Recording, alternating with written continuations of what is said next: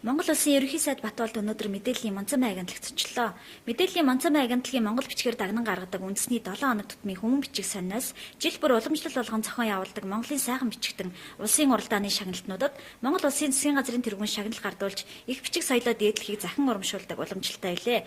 Монгол Улсын ерөнхий сайд Батболд хүмүүн бичих санны уралгаар зочилж Монголын сайхан бичигтнүүдэд шагналт гардуулсан 6 дахь хүн 11 дахь ерөнхий сайд болж байна.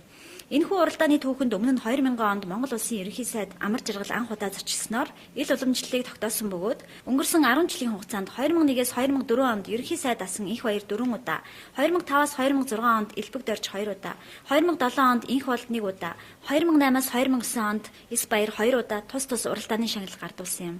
Монголын сайхан бичигтэн улсын уралдаан энэ жил 13 дахь жилдээ амжилттай зохиогдож байгаа бөгөөд уралдаанд Монгол орны бүх аймаг сум нийслэлээс 1000 шахам сайхан бичлэг бүтээл ирүүлснээс 4 ангилалд нийт 30 гаруй хүнийг шалгаруулан шагнаж байгаа юм. Монцомын агентлагийн хүмүүн бичих сонин нь Монголд их хэл бичгээрээ гарч байгаа ганц сонин гэдгээрээ ихээхэн онцлогтой юм а.